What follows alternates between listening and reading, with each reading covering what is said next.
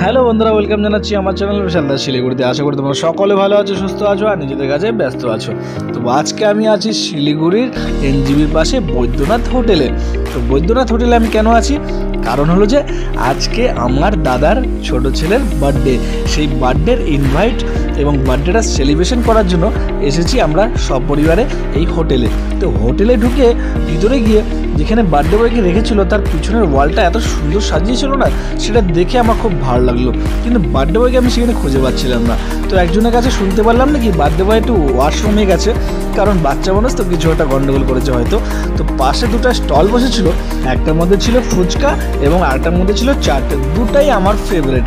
ভাবলাম একটু খেয়ে নেবো, তখনই ধুম করে বার্থডে বয় চলে এলো।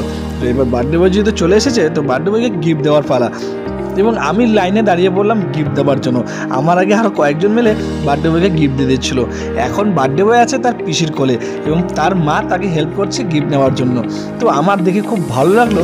তো আমি কী করলাম, গিফটটা আমার মেয়ের হাতে দিয়ে ওকে বললাম যে তুই গিয়ে গিফটটাকে দিয়ে আয়। তারপরে আমার মেয়ে গেল গিফটটা দেওয়ার জন্য। এই যে আমার মেয়ে গিফটটা দিচ্ছে সেই ছোট্ট বার্থডে বয়কে।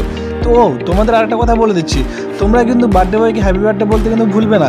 কমেন্টে অবশ্যই হ্যাপি বার্থডে বলে দেবে আমাদের এই বার্থডে বয়কে। তো তার মার কাছে সেই গিফটটা দেওয়ার পর আমরা একটু হোটেলটার আশপাশটা ঘুরে নিলাম এবং হোটেলের ভিতরে একটা বড় অ্যাকোয়ারিয়াম ছিল, যেটা দেখতে আমার দারুণ লাগছিলো কিন্তু। এবং অ্যাকোয়ারিয়ামের ভিতরে মাছগুলো দারুণ ছিল, তোমরা দেখো, আশা করি তোমাদেরও ভালো লাগবে। তো এবার মাছ টাছ দেখার পর এর পাশের থেকে একটু বসার জন্য জায়গা খুঁজে পাচ্ছিলাম না। তো দুটা সিট ফাঁকা পেলাম, একটু বসে নিলাম। আসল কথা প্রচণ্ড গরম লাগছিলো। তো বসে একটু রিল্যাক্স হচ্ছিলাম কি হঠাৎ করে মেয়ে বলে বসলো, চলো না বাবা চাট খেয়ে আসি। তো চাট নিতে গেলাম, হঠাৎ করে সবিতাদির সাথে দেখা। ইনি হলো সবিতাদি, উনি মেকআপ আর্টিস্ট। তো উনি আমার ব্লগের মাঝখানে এসে আমার সাথে হাই বললো, যাকে খুব ভালো লাগলো। তো এবার আমি বউকে বললাম যে তুমি সুন্দর করে চাট বানিয়ে নাও। তো চাট যে বানাচ্ছিলো একটা ছোট্ট ছেলে ছিল, যাকে সে চাটটা খুব সুন্দর করে বানাচ্ছিলো এবং চাটের টেবিলটাকে সে সুন্দর করে ডেকোরেশন করে রেখেছিলো। দেখে খুব ভালো লাগছিলো, পরিষ্কার পরিচ্ছন্ন। তো বউকে বললাম চাটটাতে একটু ঝাল করে বানিও, এবং ঝাল খেতে খুব ভালো লাগে। আশা করি ঝাল তোমাদেরও ভালো লাগবে।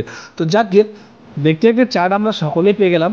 তো আমার মেয়ের বোধহয় আর সহ্য হচ্ছিল না, ও একবার খেয়ে দেখলো। তো ওর মুখের হাসি দেখে মনে হচ্ছিলো চাটটা হয়তো দারুণ হয়েছে। তো বউ চেয়ারে বসে বসে চাটটা খাচ্ছিল। তো আমি ভাবলাম আমি আর কেন দেরি করছি, আমিও চাটটা খেয়ে নিই। তো ভাবলাম না, আগে চাটটা তোমাদের সাথে শেয়ার করে নিই, তোমরা দেখে বলো তো চাটটা কেমন বানিয়েছে ছেলেটা। তো চাট খেতে খেতে হঠাৎ করে দাদা বললো যে নিচে সিট ফাঁকা আছে, তোরা খেতে চলে যা। তো ভাবলাম আর দেরি না করে চলো খেতে চলে যাই। কিন্তু তার আগে ভাবলাম যে তিনজন যদি একসাথে আছি তাই একটা সেলফি তুলে নিই। তো আমার মেয়ে বলছিল মার সাথে ছবি তুলবে না, তো জবরদস্তি হোক আমরা একটা ছবি তুলে নিলাম। তো ছবি তোলার পর আমরা চলে গেলাম সরাসরি নিচে। নিচে ছিল খাওয়ারের ব্যবস্থা এবং খাবার টেবিলে বসে অপেক্ষা করছিলাম কখন আসবে আমাদের খাবার। তো একটু বোর ফিলিং করছিলাম। তো দেখতে দেখতে খাবার টেবিলে খাবার চলেই এলো। তো দিয়ে গেলো আমাদের প্রথমে প্লেট, তারপর টিস্যু পেপার এবং জলের বোতল। তারপরে দিল যেটা কমন জিনিস, সেটা হচ্ছে সালাড। এবং সালাডটা নেওয়ার পর তারপর দিয়ে দিল প্লেন রাইস, এবং প্লেন রাইস দেওয়ার পর চলে এলো কাশ্মীরি ডাল। অনুষ্ঠান বাড়িতে কাশ্মীরি ডাল যদি না থাকে না, তাহলে অনুষ্ঠান বাড়ির মজাই লাগে না। যাকগে কাশ্মীরি ডালটা দেওয়ার পর তারপরে দিল পকোড়া। আর সত্যিকারে বলতে গেলে বন্ধুরা, পকোড়াটা হয়তো আমার একার না, তোমাদের সকলের পছন্দ। তো দেখে আমি আর লোভ সামলাতে পারলাম না, তো পকোড়াটাকে উঠিয়ে একটু খেয়ে নিলাম। আর সত্যি দারুণ ছিল পকোড়াটা খেতে। পকোড়াটা খাওয়ার পর তারপরে প্লেটের মধ্যে চলে এলো ফ্রাইড রাইস। তার মানে এবার মটন আসার পালা। আর মটন তো সত্যিকারে আমার খুব ফেভারিট। তো আমাকে মটন দিয়ে দিল। তো মটনটা খাওয়ার আগে আমার বউর থালার দিকে একটু নজর চলে গেলো। বউ একটা ভালো জিনিস পেয়েছিল কিন্তু, সেটা হচ্ছে মটনের লেগ পিস। দেখো ও কীভাবে ছিঁড়ে খাচ্ছে, যাক গে খুব মজা লাগছিলো। তারপরে চলে এলো চাটনি, তারপরে মিষ্টি আর ছোট্ট একটা আইসক্রিম। তার মানে খাওয়ার পালা এখানে শেষ। হাত মুখ ধুয়ে আইসক্রিমটা নিয়ে উপরে চলে গেলাম। তো উপরে ফ্যানের নিচে বসে আইসক্রিমটা খাচ্ছিলাম আর খুব ভালো লাগছিলো। তো বন্ধুরা, ভিডিওটা আমি এখানে শেষ করছি, কারণ আমাদের অনুষ্ঠান শেষ। তো আশা করি ভিডিওটা তোমাদের খুব ভালো লেগেছে। ভিডিওটা ভালো লাগলে অবশ্যই ভিডিওটাকে লাইক করে দিও, আর চ্যানেলে যদি নতুন হয় চ্যানেলটাকে সাবস্ক্রাইব করে দিও। রাখছি, বাই।